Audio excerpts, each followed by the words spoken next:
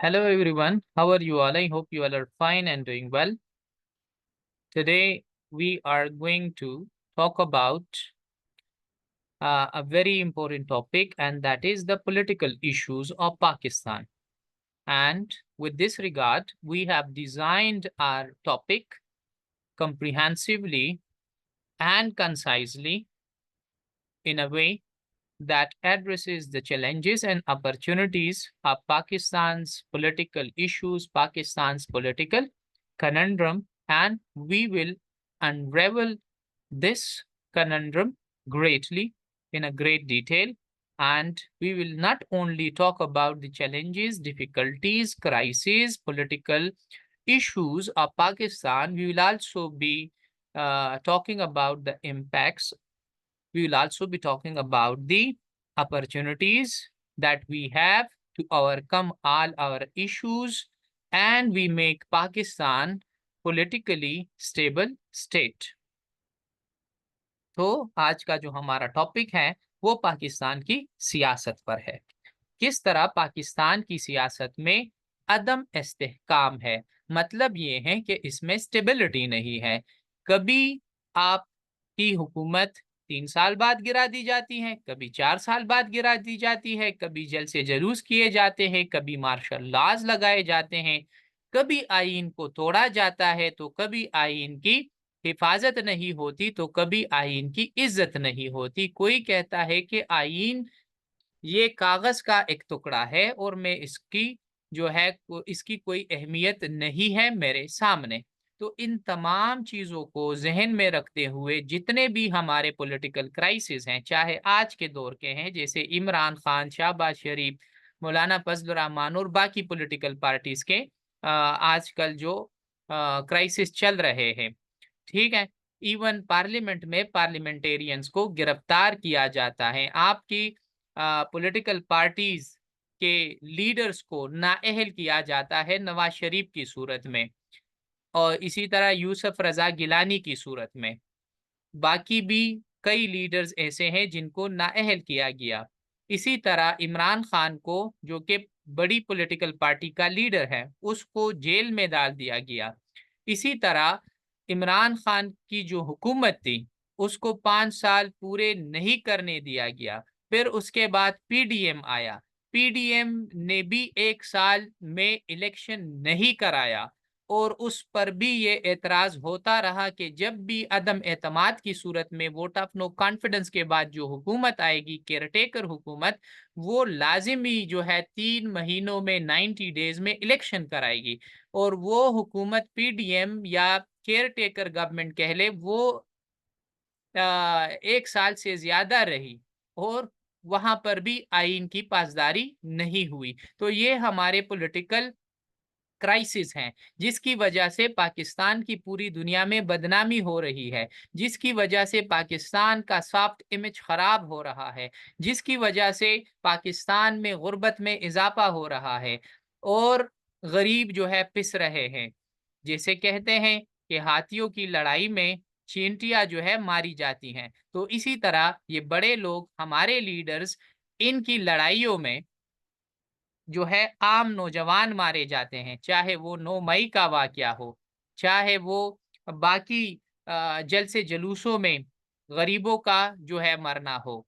इसी तरह हमारी इकोनॉमी इफेक्ट होती है इससे, इन्फ्लेशन आता है, बेरोजगारी आती है, गुर्बत आती है, और जो पॉलिटिकल गवर्नमेंट बनाई जाती हैं वो अपोजिशन को ऑप्रेस रखने के लिए, इसी तरह अपोजिशन गवर्नमेंट को काम नहीं करने देती, जिसकी वजह से एजुकेशन इफेक्ट होता है, जिसकी वजह से well being of the people, अवाम की जो फलाह है वो इफेक्ट होती है। इन तमाम बातों को आज हम डिस्कस करेंगे और इन तमाम बातों का आज के लेक्चर में हम हल ढूंढेंगे, क्योंकि जब भी आपने सीएसएस की प्रिपरेशन करनी होती है, आपने प्रिपरेशन इशू बेस करनी है, और फिर जब आपने इशू को समझ लिया, फिर आपने पेपर में एग्जामिनर को, इंटरव्यू में एग्जामिनर को हल देना होता है, क्योंकि आप ब्यूरोक्रेट बनेंगे, क्योंकि आप ऑफिसर बनकर पाकिस्तान को मसाइल से निकालेंगे,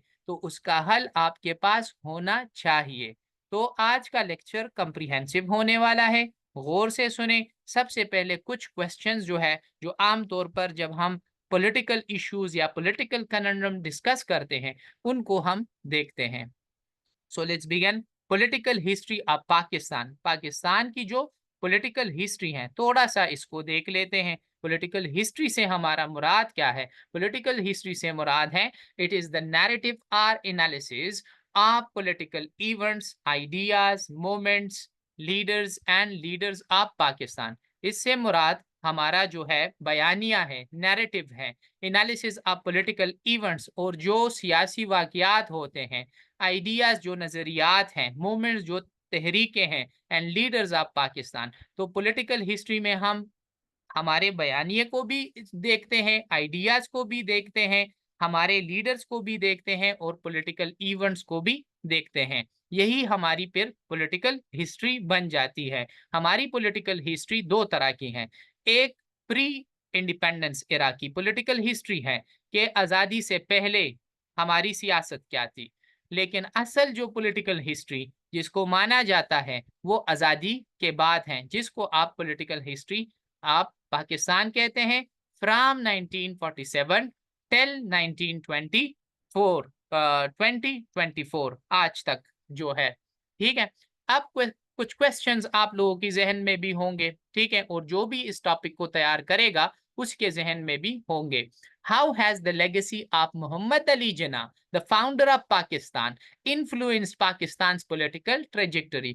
के कायद आजम मोहम्मद अली जिन्ना का रोल क्या था और किस तरह उसने पाकिस्तान की जो सियासत है उसको शेप किया। What are the implications of judicialization of politics in Pakistan?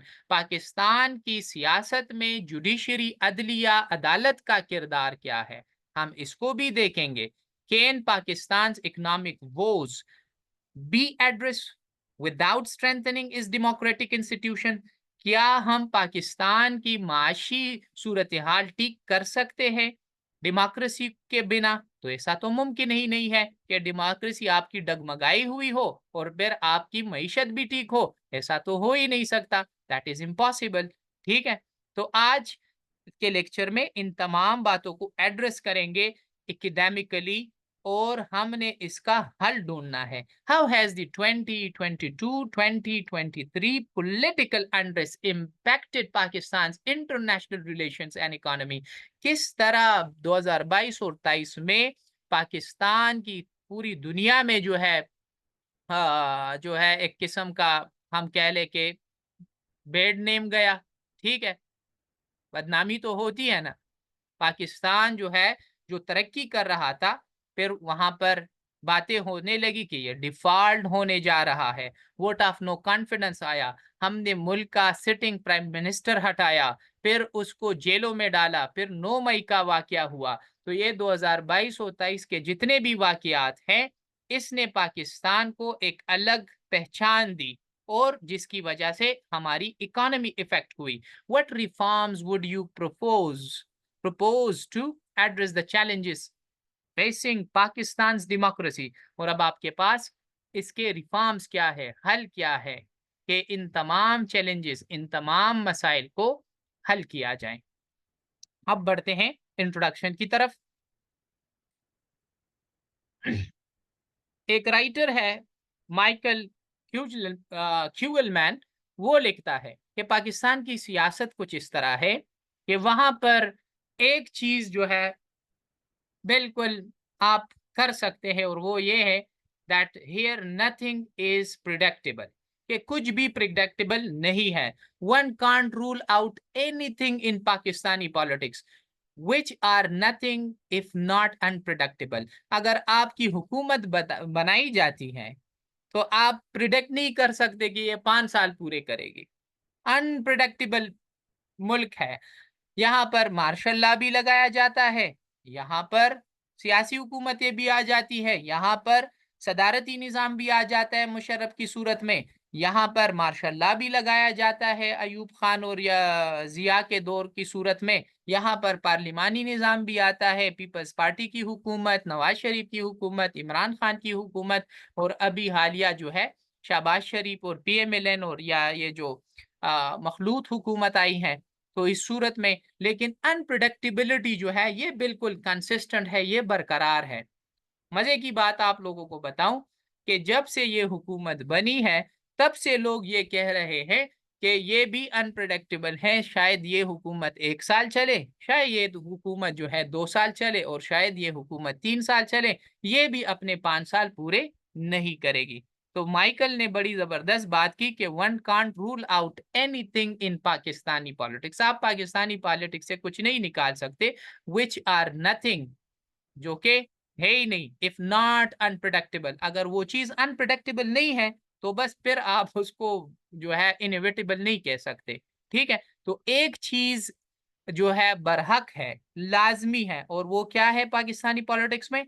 Unpredictability, कि ये अनप्रिडिक्टेबल है। ठीक, अब थोड़ा सा इन सब को देखकर आगे बढ़ते हैं और शुरुआत करते हैं कि प्री इंडिपेंडेंस एरा की जो पॉलिटिक्स थी वो क्या थी। हमारी जो सियासत थी आज़ादी से पहले, 1947 से पहले, वो मबनी थी टू नेशन थ्योरी पर, कि दो कौमी नजरिया है। हिंदुस्तान या बरसगीर में दो कौमें आबाद है, हिंदूज और मुस्लिम, और उनका रहन सहन, जुबान, मजहब, सब बदल है, एक दूसरे से डिफरेंट है, अलग है। तो लिहाजा फिर हमारे लीडर्स उस वक़्त के, जिसको लीड कर रहा था मोहम्मद अली जना, कहा कि अब हम सेपरेट लैंड की डिमांड करते हैं, और इस तरह पाकिस्तान की वजूद जो है रखी गई 1947 में। और फिर उसके बाद हमारे पास एक एरा शुरू होता है और उसको हम कहते हैं पोस्ट इंडिपेंडेंस एरा, के आजादी के बाद का दौर।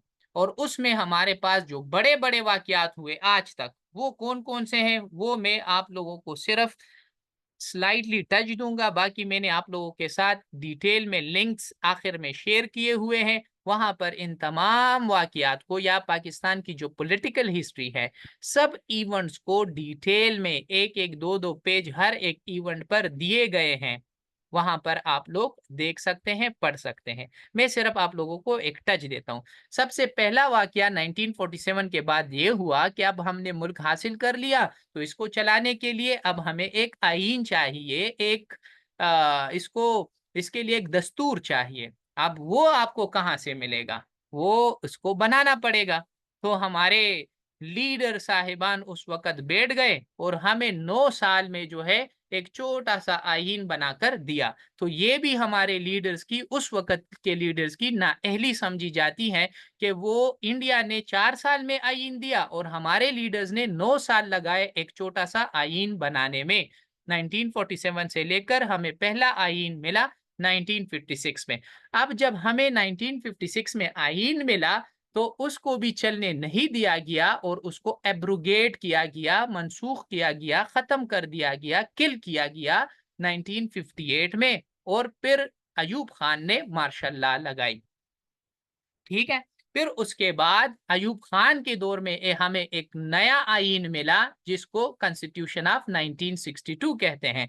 लेकिन ये आईन भी जो था वो चूंकि एक डिक्टेटर ने बनाया था, एक मार्शल लॉ के वक़्त बनाया गया था, और सदारती निज़ाम को एक डिक्टेटर ने जस्टिफाई करने के लिए बनाया था, जो कि अवाम की फलाह के लिए नहीं था। इसकी वजह से ये भी फेल हुआ, जिसकी सूरत में हमने 2 जंगें भी देखी।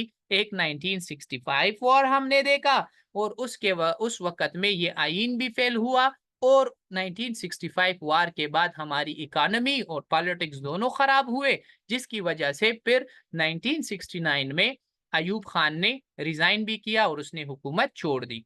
ठीक है, उसके बाद यहिया साहब आए और 2 साल में उसने कहा कि मैं हुकूमत बनाऊंगा, और हुकूमत बनाते बनाते और उसने ऐसी हुकूमत बनाई कि जिसकी सूरत में बांग्लादेश हमसे अलहदा हुआ। और फिर हमारा जंग होता है 1971 में इंडिया के साथ, जिसमें शिकस्त जो है पाकिस्तान को होती है, और एज अ रिजल्ट बांग्लादेश हमसे अलग हो जाता है और पाकिस्तान 2 टुकड़े हो जाता है। ये हमारी हुक्मरानों की उस वक़्त की नाअहली थी। 1973 कॉन्स्टिट्यूशन फिर हमने बनाया, जो आज तक कायम है, लेकिन इस कॉन्स्टिट्यूशन के दौरान भी हमने मार्शल लॉज दे के, एक मार्शल लॉ आपको जिया के दौर में मिलता है, ठीक है, जो कि 1977 से लेकर 1988 तक था, और फिर 1988 से लेकर 77 से लेकर 1988 तक था अंडर जियाउल हक।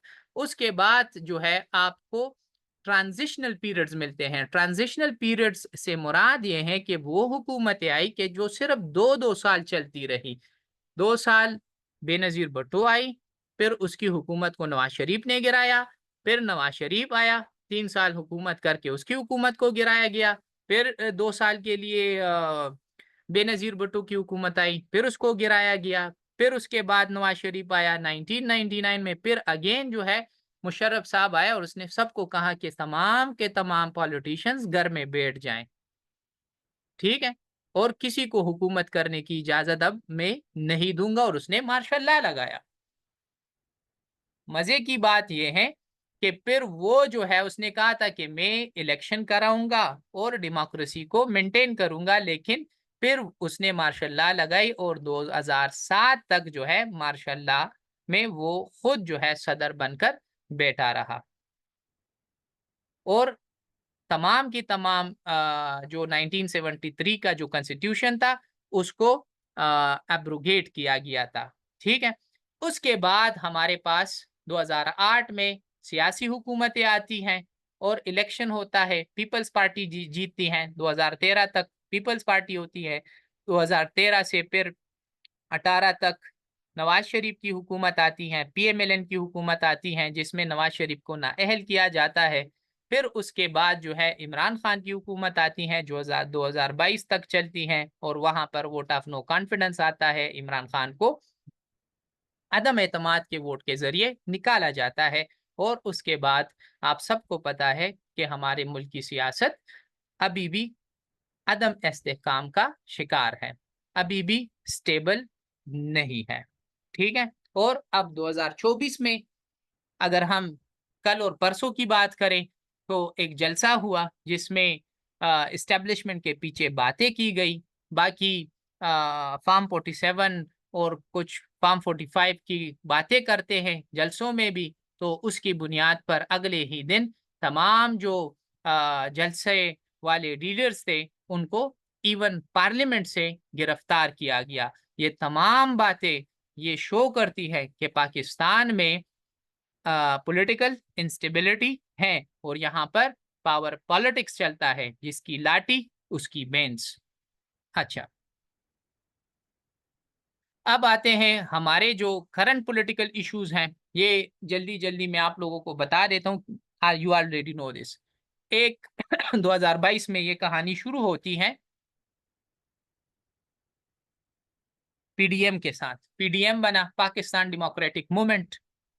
इसमें जो 11 जमातें थी तकरीबन, वो मिलकर इमरान खान के खिलाफ हुई, और इमरान खान के खिलाफ असम्बली में वोट ऑफ नो कॉन्फिडेंस लेकर आए, जो कि कामयाब हुआ और इमरान खान को निकाला, ठीक है, एक सिटिंग वजीर आजम को निकाला, मतलब अपना पूरा 5 साल पूरे करने नहीं दिया, ठीक है। उसके बाद इमरान खान की पार्टी का मिलिट्री से कन्फ्रंटेशन हुआ, आमना सामना हुआ, और उसने कहा कि मीर जाफर और मीर सादिक, ठीक है, लोगों को कहने लगा, इस्टेब्लिशमेंट की बातें करने लगा कि ये लोग गद्दार है और अमेरिका के जरिए मुझे निकालना चाहते हैं। और फिर उसने असम्बलियों को तोड़ा, फिर असम्बलियों को जोड़ा, फिर कभी पंजाब की असम्बली तोड़ दी जाती, कभी खैबर पुख्तनख्वा की असम्बली तोड़ दी जाती। इसी तरह उसने एक हकीकी आज़ादी मार्च का ऐलान किया और कहा कि हम आज़ादी हासिल करेंगे। इस दौरान इमरान खान की गिरफ्तारी भी होती है, और जब वो गिरफ्तार होते हैं तो फिर 9 मई का वाकया होता है, और सारी मुल्क से जो है लोग निकल निकल कर फौजियों के जो घर है और उनके कैंट एरियाज हैं वहां पर जाते हैं, ब्रिगेडियर्स के घरों पर जाते हैं, ठीक है, और अटैक करते हैं, जिसकी वजह से जो है हालात बहुत खराब हुए मुल्क के, और कॉन्स्टिट्यूशनल क्राइसिस ने जन्म लिया। इसी के साथ जो है फिर अगले ही दिन जो है गिरफ्तारियां शुरू हुई, और आज तक 9 मई का वाकया जो है हम सुनते आ रहे हैं और इसका कोई हल भी अभी तक नहीं निकला है और जितने भी लोग गिरफ्तार हुए हैं या कोई फाइनल रिपोर्ट भी सामने नहीं आया है इसके ऊपर। अच्छा, अब ये तो हमारे पॉलिटिकल क्राइसिस है, इसके काजेस क्या है, क्यों ये मौजूद है, पाकिस्तान में क्यों सियासी अदम इस्तेहकाम है, पाकिस्तान में क्यों ये मसला हल नहीं होता। तो इसकी वजह है पावर पॉलिटिक्स। जिसके पास पावर आ जाता है फिर वो अपने पावर का गलत इस्तेमाल करता है। जैसे मैंने कहा कि माइट इज राइट, जिसकी लाठी उसकी भैंस। इमरान खान के पास पावर था तो उसने नाअहल किया नवाज शरीफ को, ठीक है, अगरचे उसके पीछे लोग कहते हैं कि इस्टेब्लिशमेंट कड़ी थी। इसी के साथ उसके पास पावर था तो उसने लीडर्स को जेल में डाल दिया, जरदारी को जेल में डाल दिया, नवाज शरीफ को जेल में डाल दिया, ठीक है, और कहता था कि मैं इनके एसीज भी बंद करा दूंगा। अब पावर जो है शहबाज शरीफ, नवाज शरीफ, पीएमएलएन पीपल्स पार्टी के हाथों में है। तो इसने इमरान खान को गिरफ्तार करके जेलों में डाल दिया है और उस पर 150 से ज्यादा केसेस में जो है उसको डाला है, ठीक है, जेल में।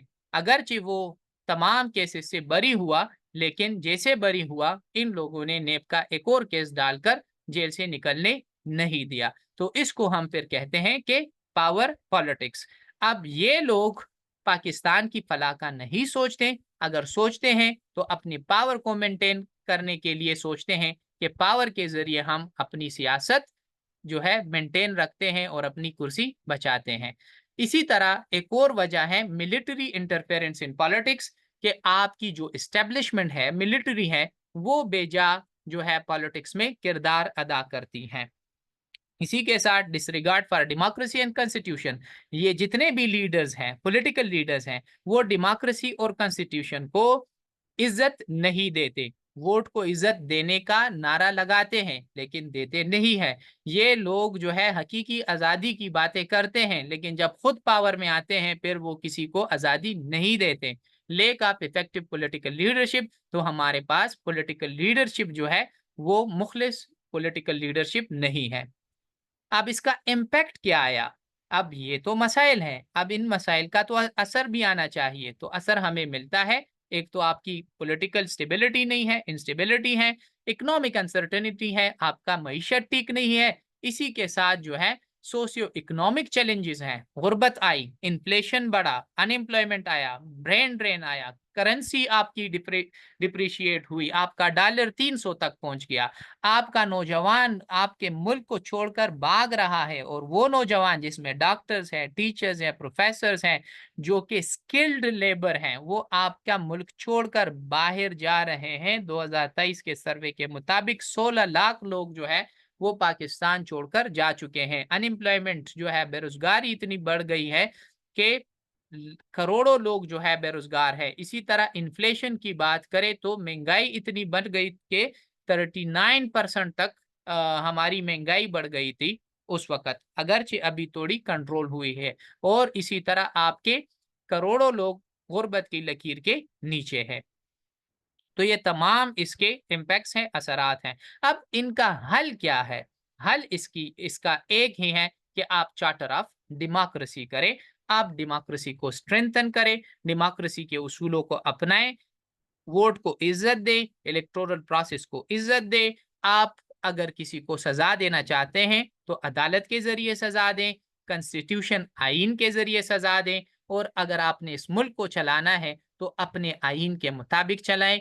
फौज को थोड़ा सा साइड पर रखें, ठीक है, वो पॉलिटिकल जो है अपना रोल अदा ना करे, उसका जो रोल है वो अदा करे। इसी तरह इकोनॉमिक रिवाइटलाइजेशन करें, वाया चार्टर ऑफ इकोनॉमी हो, तमाम की तमाम पार्टियां अपने इख्तिलाफात बुलाकर एक चार्टर ऑफ जो है इकोनॉमी करें और मुआहिदा करें कि हम तमाम के तमाम पार्टियां मिलकर जो है मुल्क को इस इकोनॉमिक क्वेगमायर से निकालेंगे, रिस्पेक्टिंग सेपरेशन ऑफ पावर्स। और जितने भी लोग हैं, चाहे अदलिया है, अदालतें हैं, चाहे फौज है, चाहे आपका जो पार्लियामेंट है, इसी तरह आपका वजीर आजम, आपका जो बाकी पावरफुल लोग हैं, वो अपने अपने सेपरेशन ऑफ पावर्स, जिसको कहते हैं कि आप अपने दायरे में रहकर काम करें, किसी और के पावर्स में इंटरफेरेंस ना करें।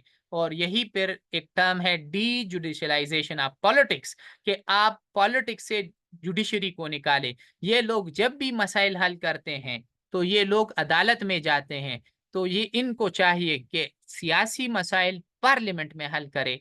वो पार्लियामेंट ही जो है एक सही तरीका है पार्लियामेंटेरियन के लिए, और इसी तरह सियासी लोगों के लिए। अगर ये हर एक चीज के लिए जुडिशरी के पास जाते हैं, अदालतों के पास जाते हैं, तो फिर ये लोग कमजोर होंगे सियासी तौर पर, और अदलिया पावरफुल होगी और इस्टेब्लिशमेंट पावरफुल होगा। अगर ये लोग अपने आप को इज्जत देंगे, अपने पार्लियामेंट को इज्जत देंगे, अपनी जुडिशरी को इज्जत देंगे, अपनी डेमोक्रेसी को इज्जत देंगे, अपनी कॉन्स्टिट्यूशन को इज्जत देंगे, अपनी इकोनॉमी को इज्जत देंगे, तब जाकर पॉलिटिकल स्टेबिलिटी पाकिस्तान में आएगी, और जो पॉलिटिकल इश्यूज हैं वो खत्म हो जाएंगे।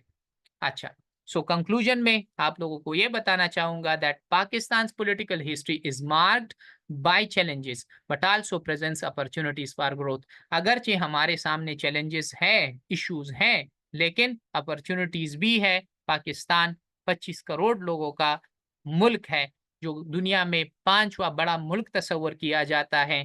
आप जो है दुनिया में अगर देख ले, आपके पास सबसे ज्यादा नौजवान जो है अंडर 30 ईयर्स, वो 60% आबादी आपकी अंडर 30 है।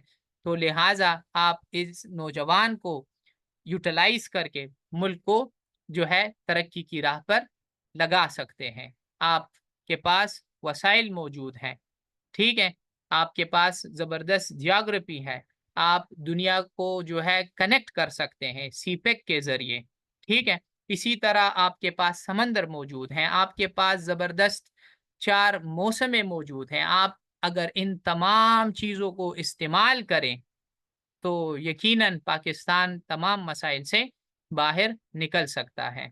लेकिन हम कहते हैं कि पाकिस्तान क्या है, बेडली गवर्न्ड कंट्री है। अगरचे यहाँ पर वसाइल हैं, बहुत ज्यादा वसाइल हैं, लेकिन गवर्नेंस का इशू है। जैसे कि किताब दी अनगवर्नेबल गवर्निंग द अनगवर्नेबल में राइटर ने लिखा है कि Pakistan is a badly govern country. तो गवर्नेंस हमें ठीक करना होगा। आज के लिए मेरी तरफ से इतना ही है। अब आप लोग क्वेश्चन कर सकते हैं टॉपिक के लिहाज से। Thank you.